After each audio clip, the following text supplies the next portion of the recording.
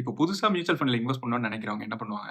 நல்ல mutual ஃபண்டா choose பண்ணணும்னு ஆசைப்படுவாங்க. இப்போ மெஜாரிட்டி மக்கள் பண்ணக்கூடிய விஷயம் கூகுள்ல போயிட்டு இன்வெஸ்ட் இன் மியூச்சுவல் ஃபண்ட்ஸ்ன்னு அடிப்பாங்க. அங்க ஒரு பிளாட்ஃபார்ம் வந்திருக்கும். அங்க பெஸ்ட் ரிட்டர்ன் ஃபண்ட்ஸ்ன்னு சொல்லிட்டு ஒரு ஆப்ஷன் இருக்கும். அத கிளிக் பண்ணா கடந்த ஒரு வருஷத்துல எந்த ஃபண்ட் எல்லாம் நல்ல ரிட்டர்ன்ஸ் கொடுத்ததுன்றத இங்க லிஸ்ட் பண்ணிருப்பாங்க. இதுல ஒரு ஃபண்ட் 100% மேல ரிட்டர்ன்ஸ ஒரே வருஷத்துல கொடுத்திருக்கு. அது கீழ இருக்க ஃபண்டும் நல்ல ரிட்டர்ன்ஸ் கொடுத்திருக்கு. அது கீழ இருக்கிறதுமே நல்ல ரிட்டர்ன்ஸ் கொடுத்திருக்குன்னு சொல்லிட்டு ஒண்ணு ஒண்ணா எக்ஸாமின் பண்ணுவாங்க. இதுக்கு அடுத்தது 3 வருஷ பீரியட் வச்சு பார்ப்பாங்க. இங்கேயுமே சில ஃபண்ட்ஸ் நல்ல ரிட்டர்ன்ஸ் கொடுத்து லிஸ்ட் ஆயிருக்கும். அதுல இருந்து ஒரு ஃபண்ட் செலக்ட் பண்ணுவோம். அதே மாதிரி 5 வருஷத்துக்கு போவாங்க.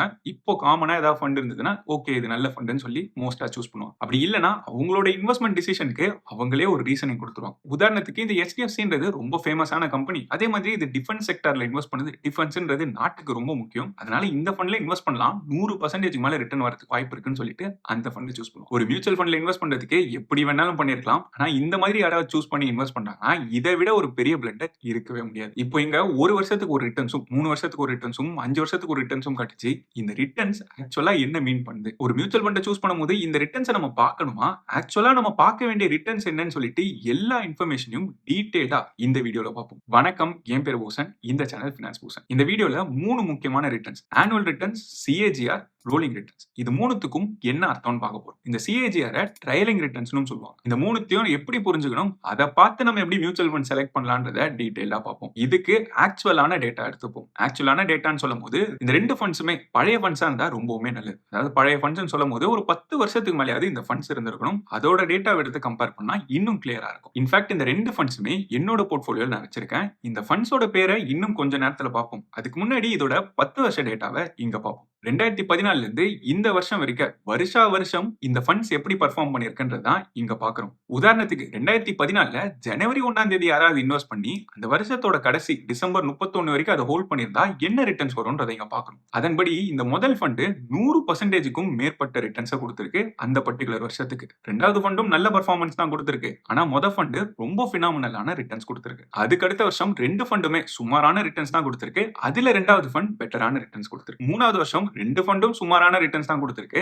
அதுல மொத ஃபண்ட் நல்ல ரிட்டர்ன்ஸ் கொடுத்திருக்கு. சோ இங்க கிரீன் கலர்ல இருக்குன்னா அந்த பர்టిక్యులர் வருஷம் அந்த ஃபண்ட் அதிகமான ரிட்டர்ன்ஸ் கொடுத்திருக்குன்னு அர்த்தம். இங்க 2018-19ல மொத ஃபண்ட் நெகட்டிவ் ரிட்டர்ன்ஸ் கொடுத்திருக்கு. ஒரு வருஷம் 17% மேல விழுந்திருக்கு. அப்படின்னா என்ன அர்த்தம்? அந்த வருஷத்தோட ஸ்டார்டிங்ல யாராவது 1 லட்ச ரூபாய் இன்வெஸ்ட் பண்ணிருந்தா அந்த வருஷம் முடியும் போது அந்த 1 லட்ச ரூபாய் 82,000 சில்லறையா இருந்திருக்கும். அதாவது 17,000க்கும் மேல அவங்களோட கேபிட்டலே லூஸ் பண்ணிருப்பாங்கன்றதான் இந்த நெகட்டிவ் இண்டிகேட் பண்ணுது. அதே வருஷத்துல ரெண்டாவது ஃபண்ட்ல இன்வெஸ்ட் பண்ணிருந்தா அந்த மாதிரி எந்த நஷ்டமும் நடந்திருக்காது. ஆனா பெருசா லாபமும் எதுவும் வந்திருக்காது. அதுக்கு அடுத்த வருஷமும் மொத ஃபண்ட்ல நஷ்டம் தான் நடந்திருக்கும். ஆனா ரெண்டாவது ஃபண்ட் ஓரளவுக்கு நல்ல ரிட்டர்ன்ஸை கொடுத்திருக்கு. இப்போ நம்ம இங்க பாக்குறது தான் ஆனுவல் ரிட்டர்ன்ஸ் சொல்லுவோம். ஆனுவல் ரிட்டர்ன்னா அந்த பர்టిక్యులர் வருஷம் ஒரு ஃபண்ட் என்ன ரிட்டர்ன்ஸ் கொடுக்குதுன்றது தான் ஆனுவல் ரிட்டர்ன். ஜனவரி 1ல வாங்கி அந்த வருஷத்தோட எண்ட் வரைக்கும் ஹோல்ட் பண்ணிருந்தா எவ்வளவு ரிட்டர்ன்ஸ் வந்திருக்கும்ன்றத இயர்லி ரிட்டர்ன்ஸ் இல்ல ஆனுவல் ரிட்டர்ன்ஸ் சொல்லலாம். ஆனா இந்த ஆனுவல் ரிட்டர்ன்ஸ் டேட்டாவை வச்சு இப்போ இந்த ரெண்டு ஃபண்ட்ல எந்த ஃபண்ட் நீங்க சூஸ் பண்ணுவீங்கன்னு கேட்டா ஒரு ஃபைனல் டிசிஷனை கான்ஃபிடென்ட்டா எடுத்துக்க முடியாது. மேபி நம்ம என்ன பண்ணிருப்போம், இந்த கிரீன் கலர்ல எந்த ஃபண்ட் அதிகமா கொடுத்திருக்குன்னு பார்ப்போம். அதாவது எந்த ஃபண்ட் வருஷம் ரிட்டர்ன்ஸ்ல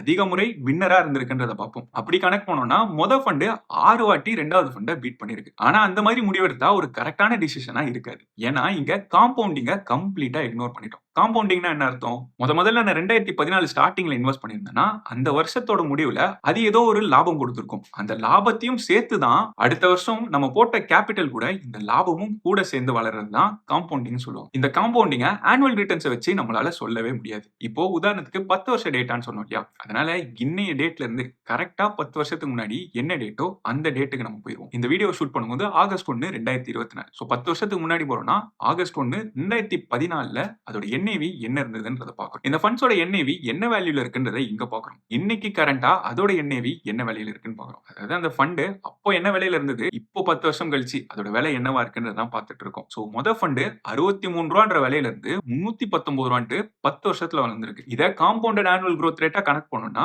17.63% வரும். அப்படின்னா என்ன அர்த்தம்? 63 ரூபான்னு இருந்த ஃபண்ட் வருஷம் 17.6% வளர்ந்ததுன்னா இந்த இடத்துக்கு வந்து நின்றுருக்கோன்றதான் இந்த compounded annual growth rate indicate பண்ணுது. இன்னொரு ஃபண்டோட NAV 14 ரூபாயில இருந்து 85 ரூபாய்க்கு 10 வருஷத்துல வந்திருக்கு. இத CAGR பார்த்தா 19.43% வரும். இந்த CAGR ட்ரையலிங் ரிட்டர்ன்ஸ் சொல்லுவாங்க. ஏன்னா ஹிஸ்டாரிக்கா கடந்த 5 வருஷமோ இல்ல கடந்த 10 வருஷத்துக்கான பழைய டேட்டாவை பார்க்கறதுனால அதை ட்ரையலிங் ரிட்டர்ன்ஸ் சொல்லுவாங்க. ஆனா இதுல இருக்க ஒரு பெரிய டிராபேக் என்ன, இது பாயிண்ட் டு பாயிண்ட் டேட்டாவை பார்க்கும். பாயிண்ட் டு பாயிண்ட் டேட்டானா என்ன, இன்னைய டேட்ல இருந்து கரெக்ட்டா 10 வருஷத்துக்கு முன்னாடி போயிட்டு, அந்த 2 டேட்டையும் கம்பேர் பண்ணி அதோட குரோத் ரேட்ட நம்ம சொல்றோம். அந்த மாதிரி ஆகஸ்ட் 1, 2024க்கு நான் பார்க்கும்போது 2வது ஃபண்ட் நல்ல ரிட்டர்ன்ஸ் குடுத்திருக்கு. இப்போ அதே மாதிரி ஒரு 10 வருஷ பீரியட் எடுத்துப்போம். ஆனா 2023க்கு போயிருவோம். 2023ல ஜூலைல ஏதோ ஒரு டேட்ல ஒரு இன்வெஸ்டர் போய் அந்த ஃபண்ட ஓப்பன் பண்ணி பார்க்கிறாருன்னா, அவருக்கு 10 வருஷம் ரிட்டர்ன்ஸ் படி ஃபண்ட் தான் நல்லா பெர்ஃபார்ம் பண்ணுச்சுன்னு சொல்லி டேட்டா காட்டியிருக்கும். 2 கேஸுமே 10 வருஷ டேட்டா தான். ஆனா எந்த டேட்ல நம்ம போய் பார்க்கிறோம்ன்றத பொறுத்து நமக்கு வேற சிஏஜிஆர் டேட்டா நமக்கு தெரியும். ஏன்னா இது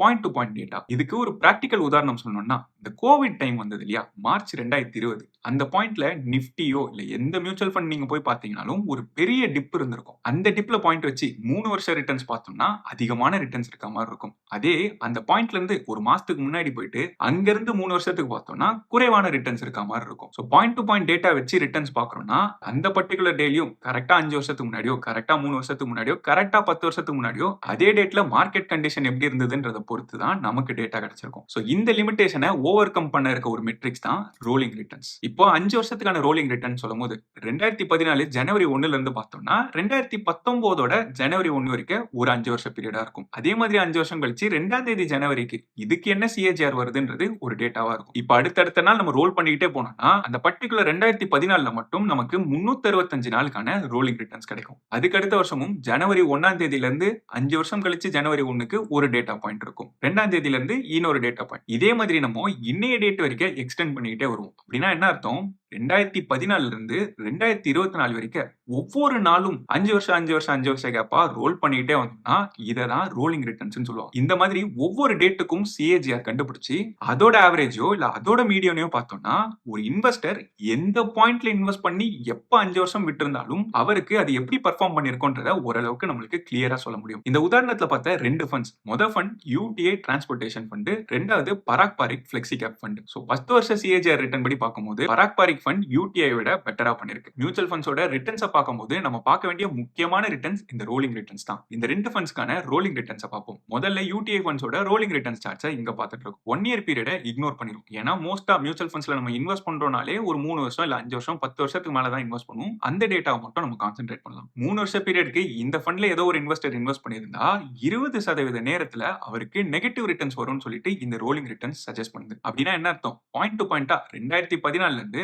2024 வரைக்கும் எந்த 3 வருஷ பீரியட்ல வேணாலும் ரேண்டமா ஏதோ ஒரு இன்வெஸ்டர் இன்வெஸ்ட் பண்றாருன்னா 20% ப்ராபபிலிட்டி அவர் நெகட்டிவ் ரிட்டர்ன்ஸ் பண்ணிருக்கிறதுக்கு வாய்ப்பு இருக்குன்னு சொல்லுது. அதாவது 100ல 20 இன்வெஸ்டர் இத 3 வருஷ பீரியட் ஹோல்ட் பண்ணியிருந்தா அவங்க லாஸ் மேக் பண்ணிருக்கிறதுக்கான வாய்ப்புகள் அதிகம். அதே மாதிரி 18%க்கும் மேற்பட்ட இன்வெஸ்டர்ஸ் 8%க்கும் குறைவான ரிட்டர்ன்ஸ் தான் பார்த்திருப்பாங்க. 3 வருஷத்துக்கு பதிலா 5 வருஷம் ஹோல்ட் பண்ணியிருந்தாங்கன்னா வெறும் 8% சான்சஸ் தான் அவங்க நெகட்டிவ் ரிட்டர்ன்ஸ் பார்க்கறதுக்கு வாய்ப்பு இருக்கு. அப்படின்னா என்ன அர்த்தம்? அதிக நாள் அவங்க ஹோல்ட் பண்ணாங்கன்னா அவங்க நெகட்டிவ் ரிட்டர்ன்ஸ் பார்க்கறதுக்கான வாய்ப்புகள் குறைஞ்சிக்கிட்டே வருது. இன்ஃபேக்ட் 10 வருஷம் ஹோல்ட் பண்ணியிருந்தாங்கன்னா அவங்களுக்கு நெகட்டிவ் ரிட்டர்ன்ஸே வந்திருக்காதுன்னு தான் இந்த டேட்டா சொல்லுது. 10 வருஷ டேட்டால இன்ட்ரெஸ்டிங்கான விஷயம் 10 வருஷம் இந்த ஃபண்ட்ல யாராவது இன்வெஸ்ட் பண்ணி அப்படியே விட்டுருந்தாங்கன்னா 15%க்கு மேல தான் அவங்களோட ரிட்டர்ன்ஸ் வரும்னு இந்த டேட்டா சொல்லுது. இப்போ பராக் பாரிக் ஃபண்டோட ரோலிங் ரிட்டர்ன்ஸை பார்க்குறோம். இங்க அவங்க 3 வருஷம் ஹோல்ட் பண்ணியிருந்தாலும் அவங்களுக்கு நெகட்டிவ் ரிட்டர்ன்ஸே வந்திருக்கு. ஆனா யூடிஐ ஃபண்ட்ல 20% வாய்ப்புகள் இருந்தது நெகட்டிவ் ரிட்டர்ன்ஸ் 3 வருஷத்துல பண்றதுக்கு. அதே மாதிரி பராக் பாரிக் ஃபண்டை 5 வருஷத்துக்கு ஹோல்ட் பண்ணியிருந்தாலும் அவங்களுக்கு நெகட்டிவ் ரிட்டர்ன்ஸே வந்திருக்கு. இன்ஃபேக்ட் 3 வருஷத்துக்கே வரலன்னா 5 வருஷத்துல நெகட்டிவ் ரிட்டர்ன்ஸ்க்கான வாய்ப்புகள் ரொம்பவுமே குறைவு. அப்போ இந்த டேட்டா சஜஸ்ட் பண்றது என்ன? பராக் பாரிக் ஃபண்டோட வாலட்டாலிட்டி ரொம்பவுமே குறைவா இருக்கு. அதாவது 3 வருஷ பீரியடா இருந்தாலும் சரி 5 வருஷ பீரியடா இருந்தாலும் சரி நெகட்டிவ் ரிட்டர்ன்ஸ் பார்க்கறதுக்கான வாய்ப்புகள் குறைவா இருந்திருக்கு. ஒரு இன்வெஸ்டருக்கு அந்த ஃபண்டோட ஃபைனல் ரிட்டர்ன்ஸ் மட்டும் முக்கியம் கிடையாது. அதோட இடைப்பட்ட காலத்துல அந்த ஜர்னி எப்படி இருக்குன்றதும் ரொம்பவுமே இம்பார்ட்டன்ட். அதாவது ரொம்ப அதிகமான ஏற்ற இறக்கங்களை பார்த்து அந்த போர்ட்ஃபோலியோ நெகட்டிவ் ரிட்டர்ன்ஸ் அதிகமா பார்த்ததுன்னா அவங்க தப்பான டிசிஷன் எடுக்கிறதுக்கு நேர்படலாம். அதனால ஒரு ஃபண்ட் வாலட்டாலிட்டில குறைவா இருக்கணும்னா அதோட chances of making negative returns குறைவா இருக்கணும். அப்படி பார்க்கும்போது பராக் பாரிக் ஃபண்ட் ஆக்சுவலா நல்ல ரிட்டர்ன்ஸும் கொடுத்திருக்கு. அதே மாதிரி வாலட்டாலிட்டியுமே குறைவா இருந்திருக்கு. இப்போ இந்த ரோலிங் ரிட்டர்ன்ஸை கிளியரா புரிஞ்சுக்கிறதுக்கு ஒரு முழு எக்ஸாம்பிள் எடுத்துப்போம். இங்க 5 வருஷ ரோலிங் ரிட்டர்ன் டேட்டா மட்டும் பார்ப்போம். அதாவது 5 வருஷத்துக்கு ஏதோ ஒரு இன்வெஸ்டர் இன்வெஸ்ட் பண்ணா என்னெல்லாம் நடந்திருக்கும் அப்படின்றது தான் இங்க பார்க்கணும். 5 வருஷம் பராக் பாரிக் ஃபண்ட்ல இன்வெஸ்ட் பண்ணியிருந்தா அவரு நெகட்டிவ் ரிட்டர்ன்ஸ் பண்றதுக்கான வாய்ப்புகள் ரொம்பவுமே குறைவு. அதே மாதிரி ஆனுவலைஸ்டா 8%க்கும் குறைவான ரிட்டர்ன்ஸை வெறும் 2.5% நேரத்துல தான் நடந்திருக்கும். கீழே கடைசியா 2 வேல்யூ பார்க்கணும்ல 40%, 32%. அது ரெண்டுத்தையும் சேர்த்தா 72%. அதாவது இந்த ஃபண்ட்ல இன்வெஸ்ட் பண்ணியிருந்தா 5 வருஷத்துல 15%க்கும் மேலான ரிட்டர்ன்ஸ் பார்க்கறதுக்கான வாய்ப்புகள் தான் ரொம்ப அதிகமா இருந்திருக்கு. ஆக்சுவலா இந்த டேட்டான்னு மட்டும் கிடையாது. முன்னாடி ஒரு கூகுள் ஷீட் வச்சு 2 ஃபண்டையும் கம்பேர் பண்ணிட்டு இருந்தோம். வருஷம் என்ன ரிட்டர்ன்ஸ்னு சொல்லிட்டு.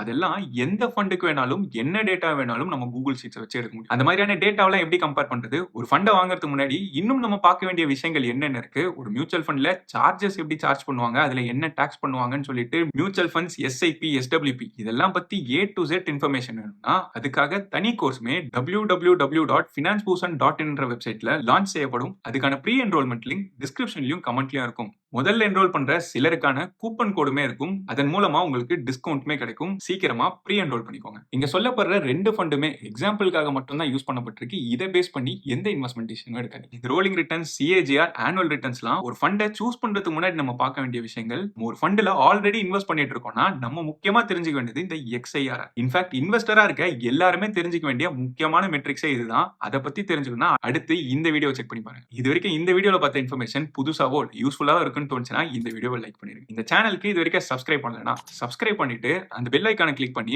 ஆல்ன்றதை செலக்ட் பண்ணீங்கன்னா இந்த சேனல்ல போடுற புது வீடியோஸோட நோட்டிபிகேஷன் உடனே வந்து சேரும். நன்றி மக்களே.